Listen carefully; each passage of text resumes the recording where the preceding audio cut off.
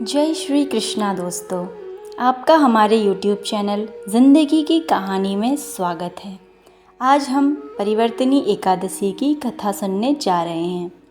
उससे पहले अगर आपने हमारे चैनल को सब्सक्राइब नहीं किया है तो जल्दी से हमारा चैनल सब्सक्राइब करके बेल आइकन दबाना ना भूलें। हमारी वीडियोज़ अगर आपको पसंद आती है तो लाइक भी ज़रूर करिएगा। तो चलिए कथा प्रारंभ करते हैं।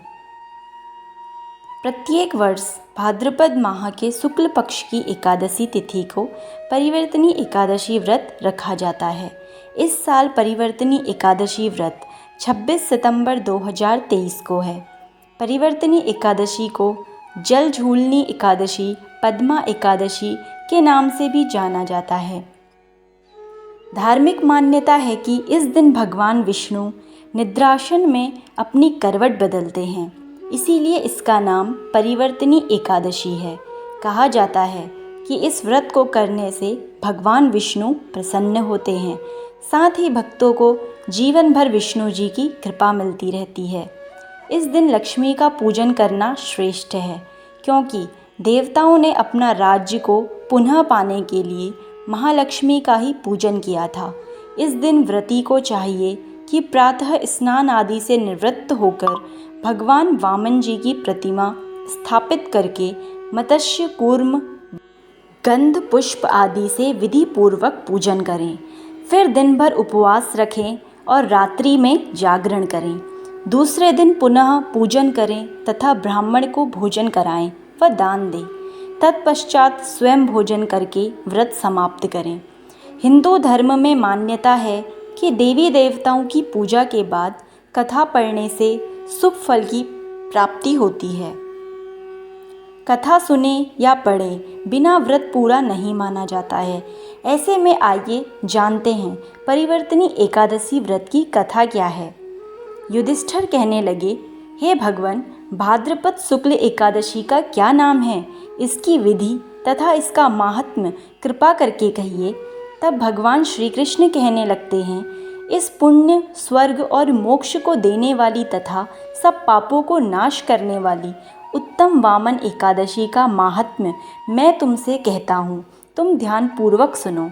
यह पद्मा या परिवर्तनी एकादशी जयंती एकादशी भी कहलाती है। इसका व्रत करने से वाजपेय यज्ञ का फल मिलता है। पापियों के पाप नाश करने के लिए इससे बढ़कर कोई उपाय नहीं। जो मनुष्य इस एकादशी के दिन मेरा वामन रूपी की पूजा करता है, उसे तीनों लोग पूज्य होते हैं। अतः मोक्ष की इच्छा करने वाले मनुष्य इस व्रत को अवश्य करें। जो कमल नयन भगवान का कमल से पूजन करते हैं, वे अवश्य भगवान के समीप जाते हैं। जिसने भाद्रपद शुक्ल एकादशी को व्रत और पूजन किया, उसने ब्रह्मा, विष्णु, महेश तीनों लोकों का पूजन कर लिया। अतः हरिवासर अर्थात एकादशी का व्रत अवश्य करना चाहिए। इस दिन भगवान करवट लेते हैं, इसीलिए इसको परिवर्तनी एकादशी भी कहते हैं।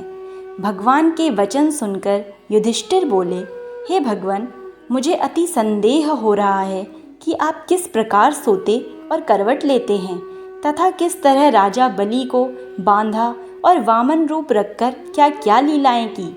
चातुर्मास के व्रत की क्या विधि है तथा आपके शयन करने पर मनुष्य का कर्तव्य क्या है, सो आप मुझे विस्तार से बताइए।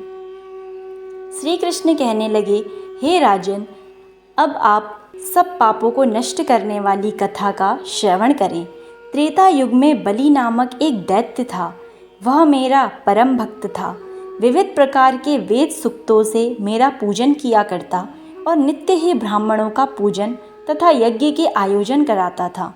लेकिन इंद्र से द्वेष के कारण उसने इंद्रलोक तथा सभी देवताओं को जीत लिया।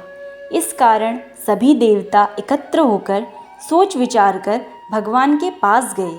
बृहस्पति सहित इंद्रादिक देवता प्रभु के निकट जाकर और नतमस्तक होकर वेद मंत्रों द्वारा भगवान का पूजन और स्तुति करने लगे।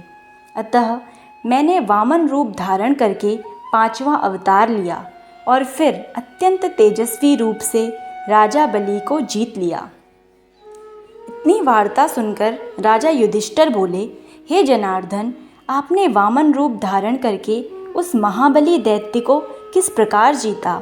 श्री कृष्ण कहने लगे, मैंने बलि से 3 पग भूमि की याचना करते हुए कहा, हे ये मुझको 3 लोक के समान हैं और ये राजन, यह तुमको अवश्य ही देनी होगी।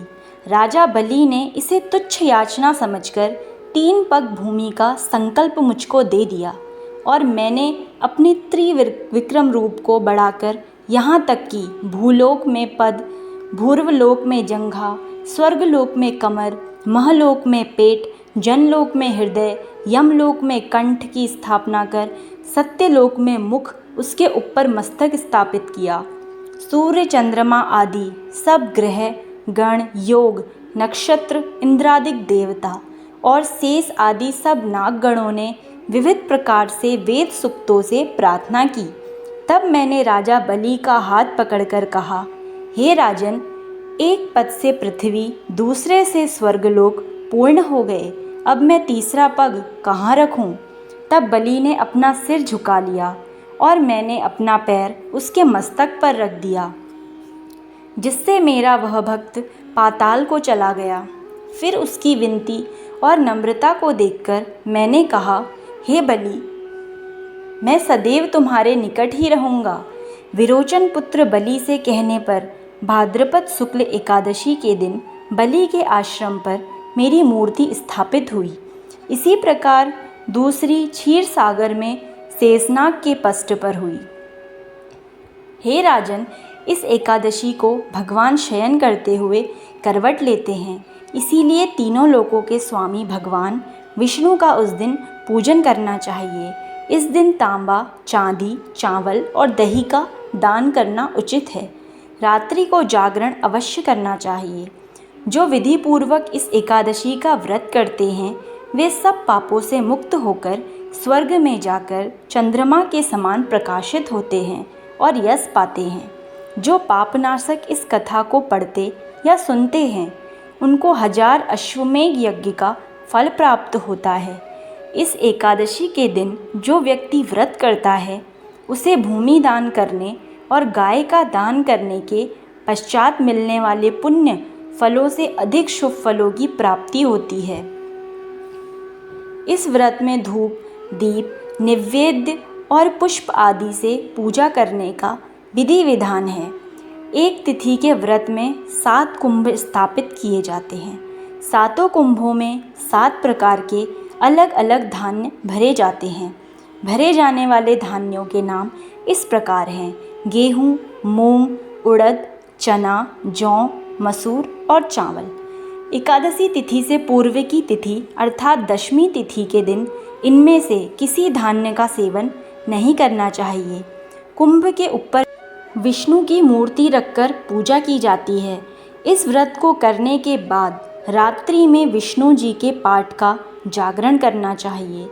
यह व्रत दशमी तिथि से शुरू होकर द्वादशी तिथि तक जाता है, इसीलिए यह व्रत की अवधि सामान्य व्रतों की तुलना में कुछ लंबी होती है। एकादशी तिथि के दिन पूरे दिन व्रत कर अगले दिन द्वादशी तिथि के प्रातः काल में अन्न से भरा गड़ा ब्राह्मण को दान में दिया जाता है। आशा करती हूँ आपको ये कथा बहुत अच्छी लगी होगी। तब तक के लिए आपका धन्यवाद। मिलते हैं आपसे नेक्स्ट वीडियो में। आपका दिन शुभ हो।